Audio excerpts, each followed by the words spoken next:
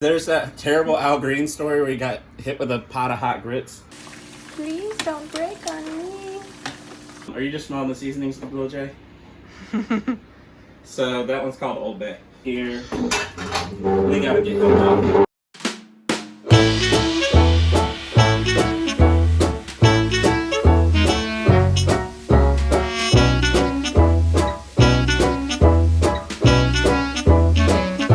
My name is Morgan. I'm a senior in Adam's House and I'm from Stuttgart, Germany. Hi everyone, I'm Jahvaa. I'm from Mongolia and I'm a rising sophomore.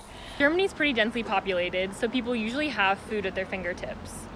Even though I live in a city, there are fields and orchards only a few hundred meters away. So I can look out my window and see the market where I buy apples, as well as the apple trees they are picked from. The view is nice because we're on the 5th floor. You can see mountains. There's a park nearby that we go to quite often. We're just gonna go to the park and the market's nearby. Markets generally have produce stands, a cheese stand, a fish stand, a stand to buy eggs and poultry, a stand for olives and other Mediterranean specialties, and a flowers stand. Not everybody shops at open-air markets. They're definitely most popular among senior citizens who carry rolling shopping bags. So this is a depiction of Genghis Khan on a mountain. Very Mongolian. My family, like much of our neighborhood, shops at a small grocery on our street started by two brothers 6 years ago. One of them, Abdullah, tells me that our neighborhood was missing a place where you could buy fresh fruit and vegetables from our region and without all the packaging you see in supermarkets. Where you could buy something that was picked from the garden yesterday. So this is the nearest market we go to. Usually traditional Mongolian food consists of a lot of dairy products, lots of meat. That's usually it. Fresh bread is also very important. At the bakery across the street from me, people are in and out all day, whether families lining up for pastries on Sunday, or school kids grabbing a pretzel during recess, or friends having an afternoon cake and coffee. This is traditional Mongolian food called bots, which is like a dumpling.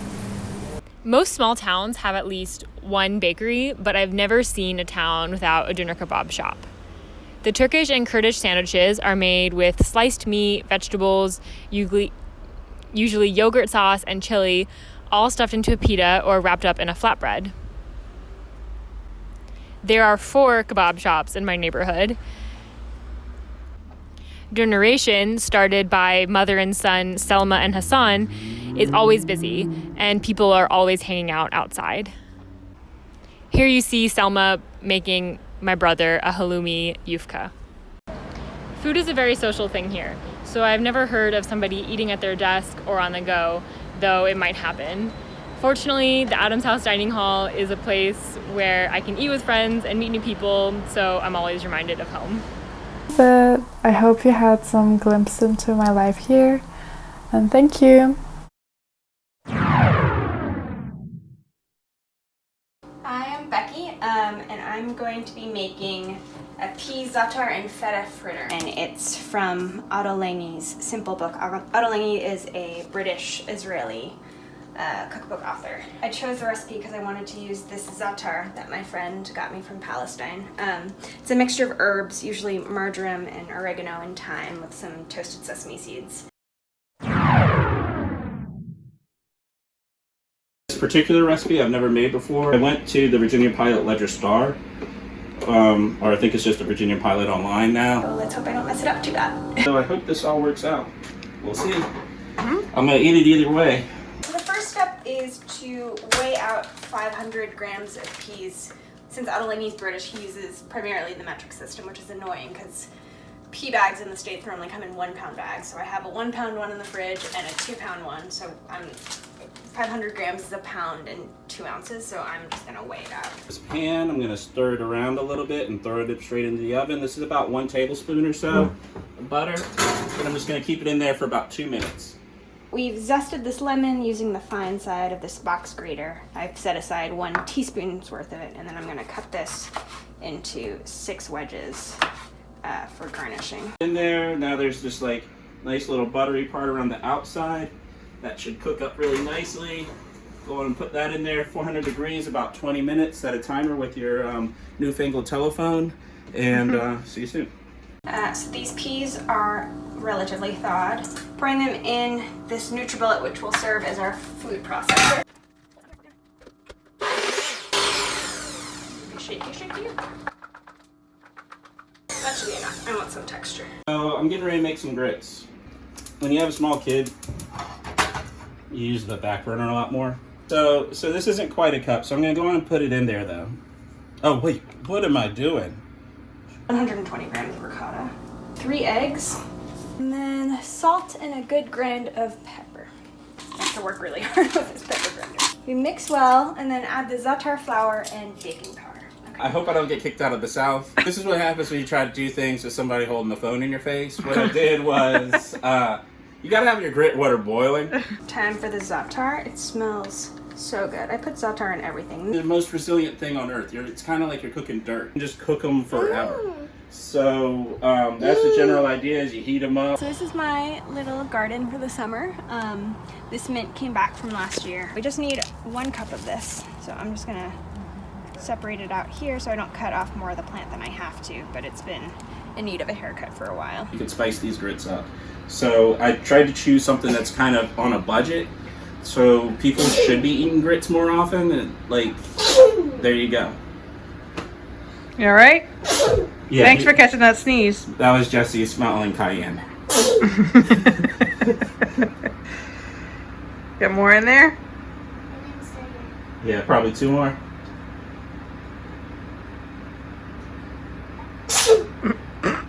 Could you lift your arm up a little more?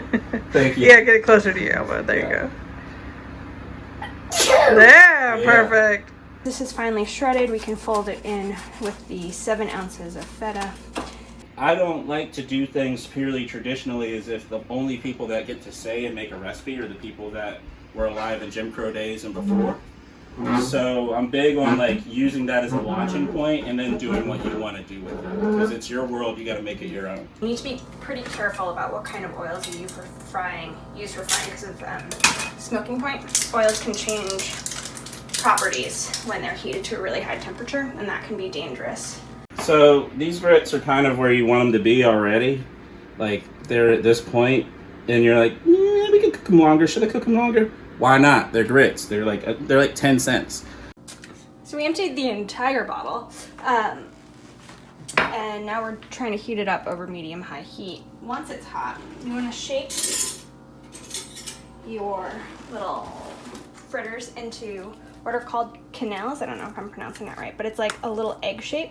And the best way to do it is to take 2 spoons and then just sort of scoop on either side. So usually when people make shrimp and grits, they do a lot of bacon and stuff like that. I know we have a ton of like vegetarian or pescatarian people in Adams. So, and also we got all this shenanigans going on with meat workers and stuff. So I tried to avoid doing that. I'm gonna add in these little just cherry tomatoes or grape tomatoes that I have. I'm gonna add those in near the end. That's gonna make it like a little bit of a sauce. All right, so here's 1 egg. I'm gonna drop that down. There's another one.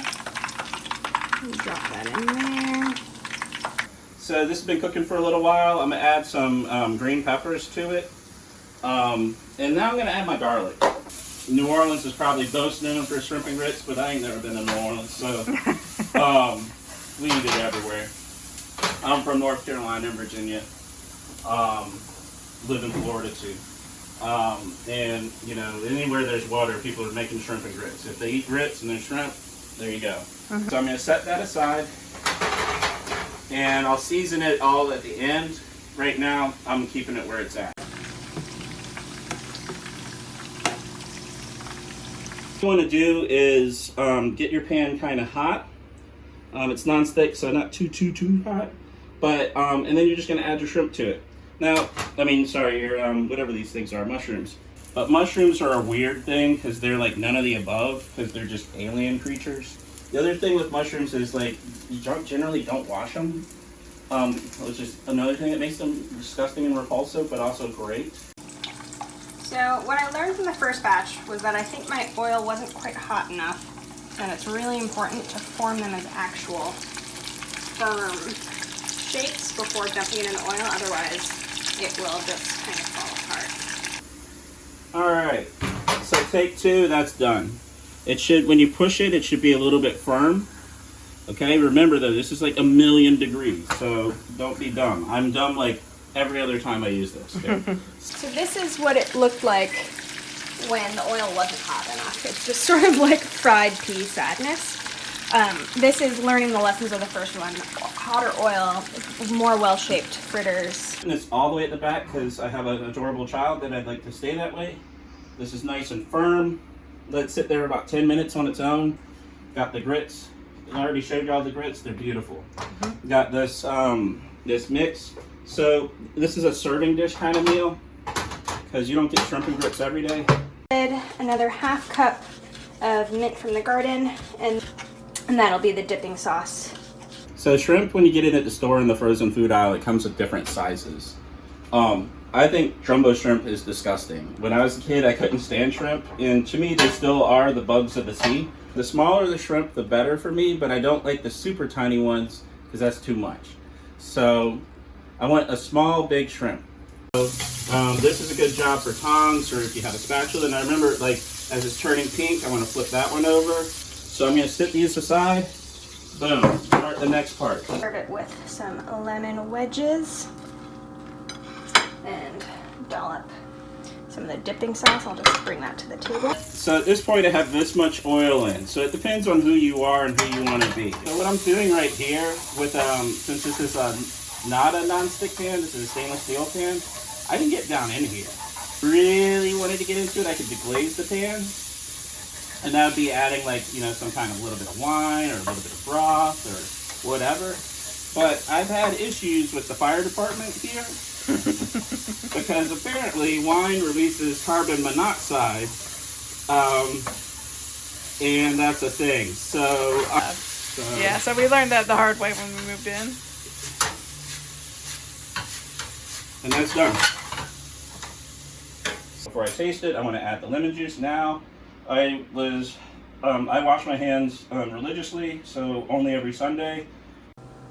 Welcome to my makeshift dining room. I'm just gonna squeeze a little bit of lemon on this, put a little bit of the sour cream on it. That's a lot of sour cream. Okay, and I'm gonna try it. It might still be really hard. Taste it. Tastes good as hell. It came out pretty good. It's not raw, so that's always good. In the bowl, so before you're like, why are there so many vegetables? You're like, oh, because there's a lot of grits under there. And then this is mine. Very pleased. It's actually much more delicate than I was afraid that it might be. I thought it would be kind of stodgy and oily. It's really nice.